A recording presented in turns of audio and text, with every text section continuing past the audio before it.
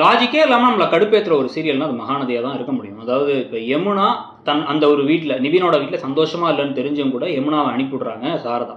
ஏன் அப்படின்னு கேட்டால் வந்து நிவின் கோவப்படுறாரு, பலார் இந்த வீட்டில் வச்சே அறையிறாரு, அவங்க அம்மா வந்து அவ்வளோ கொடுமையாக நடத்துகிறாங்க, இருந்தாலுமே அந்த வீட்டுக்கு அனுப்புனாங்க. ஆனால் இப்போ காவேரியை என் பொண்ணு சந்தோஷமாக இருக்க மாட்டான்னு தெரிஞ்சு நான் எப்படி அனுப்புறதுன்னு கேட்குறாங்க.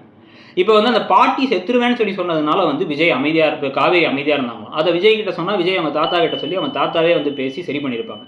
கர்ப்பமாக இருக்கிறதுங்கிற விஷயத்த சொன்னாலே எல்லா விஷயமுமே ஆல்ரெடி சுமூகமாக முடிஞ்சிடும். சும்மா கதையை எடுக்கிறதுக்காகவும் ஒரு கொஞ்சம் கூட வந்து ஒரு முதுகெலும்பே இல்லாத எப்போ பார்த்தாலும் அந்த பப்பி டாக் மாதிரி பின்னாடியே வந்து இந்த வோடஃபோன் டாக் துரத்திட்டே வரும்ல, அந்த மாதிரி விஜயோட கேரக்டரை மாற்றிட்டாங்க.